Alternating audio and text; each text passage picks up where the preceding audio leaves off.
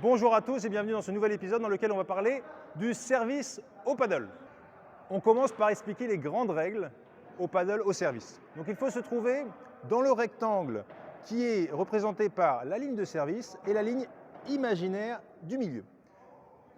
Mes pieds ne doivent pas toucher la ligne. Si mon pied touche la ligne au service, c'est faux. Je dois être donc à l'intérieur de ce rectangle sans les lignes. Au moment de frapper la balle, il faut que j'ai au moins un des deux pieds au sol. Je ne peux pas sauter, je ne peux pas courir au moment de frapper la balle. Je dois forcément faire rebondir la balle avant de frapper. Je ne peux pas jouer directement mon service dans le camp opposé. C'est un rebond et je frappe.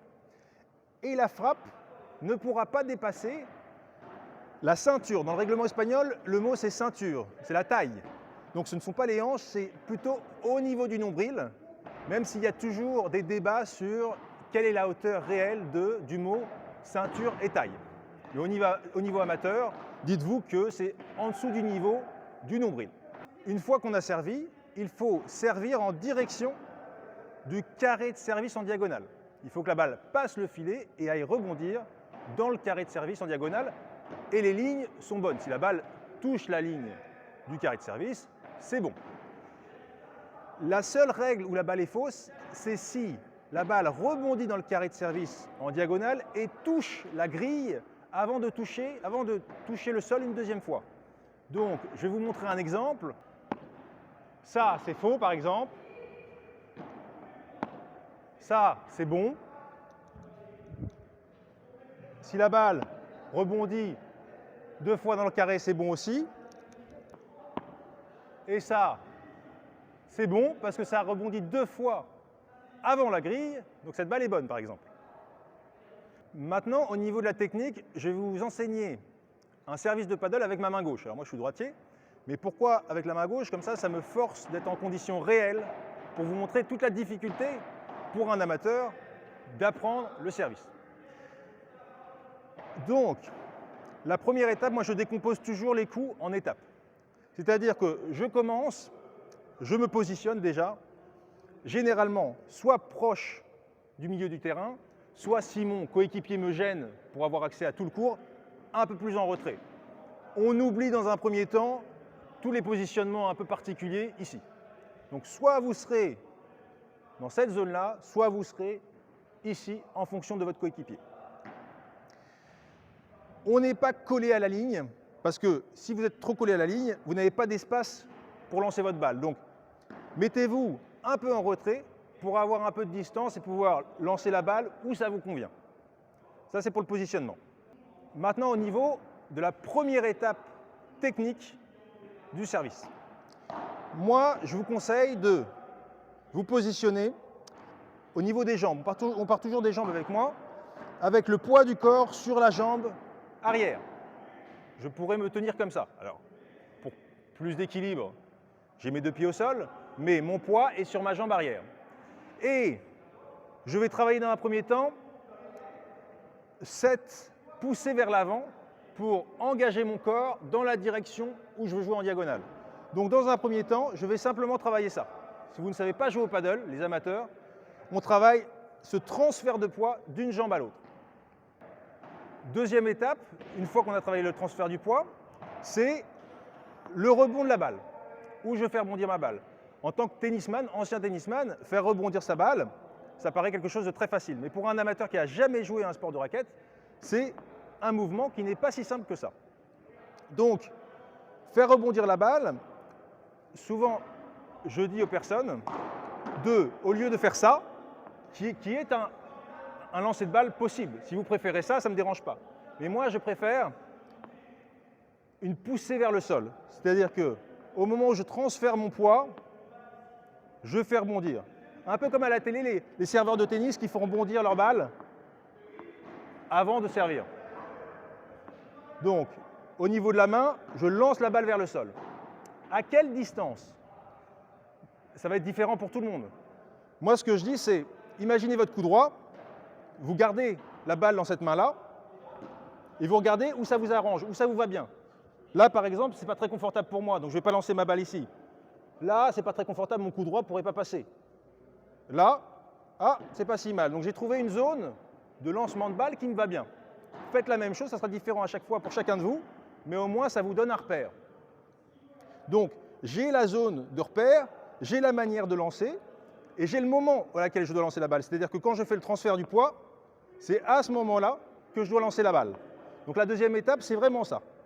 Et je dois la lancer avec une force suffisante pour que la balle rebondisse à une hauteur maximum au niveau de mes hanches et de mon nombril, pour me permettre de frapper la balle à une hauteur avec plus de marge pour ne pas faire une erreur au niveau du filet. Si je fais une balle trop basse, bien je vais devoir passer en dessous, passer au-dessus du niveau du filet, et je vais prendre un risque que la balle décolle. Plus la balle est haute, plus je vais la prendre haute, moins j'ai de risque. Donc la puissance que je mets dans la balle au moment de lancer mon rebond est très importante. Ce n'est pas quelque chose à prendre à la légère non plus. Je fais un petit retour en arrière. Donc on a première étape, poids du corps, arrière-avant. Deuxième étape, rebond. J'ai oublié de vous dire en étape 0 que vos pieds, vous voyez mon pied droit là, il pointe, il n'est pas perpendiculaire ou parallèle, excusez-moi, au filet. La pointe de mon pied, elle pointe dans la direction de là où je veux jouer. Pourquoi? Parce que si je fais un transfert de poids avec les pieds comme ça, vous voyez que mon genou, je ne sais pas si vous voyez dans la vidéo, mais ça me fait mal, il n'y a pas de rotation. Dès que j'ai le pied dans cette direction, tout d'un coup, mon genou peut se plier et donc je peux mettre le poids, un transfert de poids de l'arrière vers l'avant sans me faire mal au genou. Donc ça, c'est très important. Et la ligne de mes deux pointes de pied vise en diagonale là où je veux jouer. Donc c'est toujours important de se dire comment je me situe. Eh bien, je me situe en fonction, si je traçais une ligne, je me situe en fonction de là où je veux jouer. Donc ça, c'est l'étape 0 que j'ai oublié de vous dire. Donc, étape 0, ça. Étape 1, on a le transfert de poids. Étape 2, on a le rebond. Maintenant, on va voir l'impact. Donc, pour les joueurs amateurs, on va commencer par un coup à plat. On prépare la raquette au niveau de la balle. On ne s'embête pas. Et on va frapper la balle au point le plus haut. Vous voyez la balle, à un moment, elle monte, tout d'un coup, elle freine et elle est presque à l'arrêt.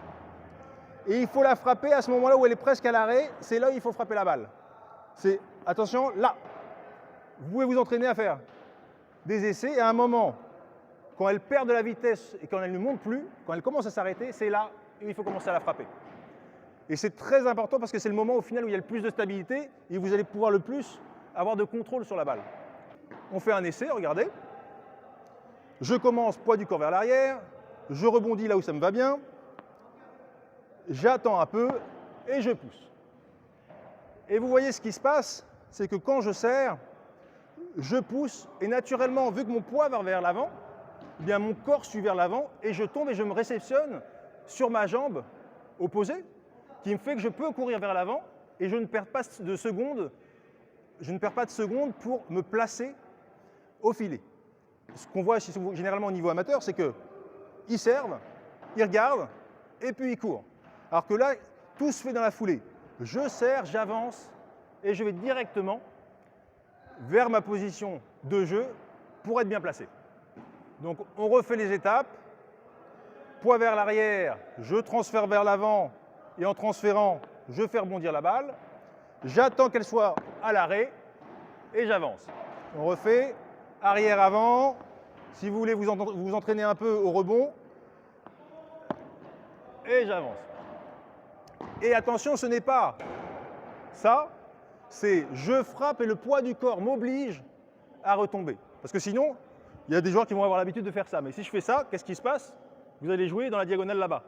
Et c'est vraiment poids du corps, rebond, je joue, ça m'emmène vers l'avant, là où je veux jouer. Donc au niveau de l'impact, au niveau amateur, ma raquette se prépare comme un coup droit au niveau de la balle et je joue à plat. Dès que vous vous sentez bien, vous pouvez commencer, tout en préparant toujours au niveau de la balle, à passer en dessous, un peu en dessous de la balle pour lui mettre un petit effet coupé. Donc je reprends, poids sur la jambe arrière, je fais rebondir et j'ouvre un peu. D'accord? Pour les joueurs vraiment qui commencent à jouer pas mal et veulent un service un peu plus évolué, au paddle, généralement, quand on coupe la balle, quand on fait ça, quand on passe en dessous, eh bien, on met de l'effet, mais on perd de la puissance et la balle peut flotter vers le haut. Donc, généralement, en fait, on coupe la balle en faisant une frappe du haut vers le bas. On caresse la balle comme si on voulait la couper dans ce sens-là. Et donc, il faut commencer une préparation au-dessus du plan de frappe et tomber sur la balle comme si, avec une hache, on frappait une bûche de bois. Attention, donc je prépare ma raquette au-dessus du plan de frappe, poids vers l'arrière, je fais rebondir, je me prépare bien, j'attends, et voilà. Je reprends, poids vers l'arrière, on est avec ma main gauche, hein, pardonnez-moi. Attention, et là la balle, vous ne la voyez pas, mais elle a de l'effet coupé, un peu de puissance, et je n'ai pas une prise de risque énorme. Donc c'est exactement ce que je conseille, en tout cas, dans un premier temps, au niveau amateur. Je vous fais quelques exemples de service.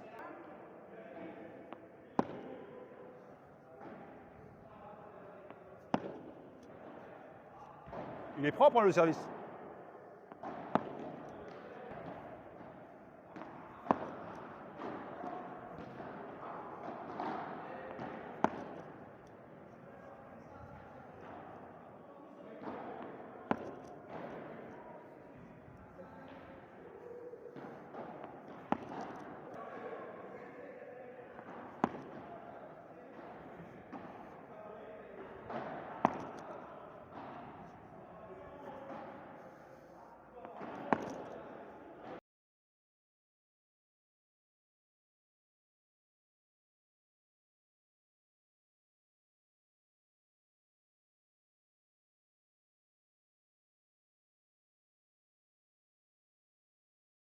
Au niveau des zones de jeu à jouer, en général, que ce soit en pro ou en amateur, on joue à la vitre latérale. Pourquoi? Parce qu'une fois qu'on serre la vitre latérale et que la balle touche la vitre latérale, avec les effets, eh bien, ça met en difficulté généralement le receveur.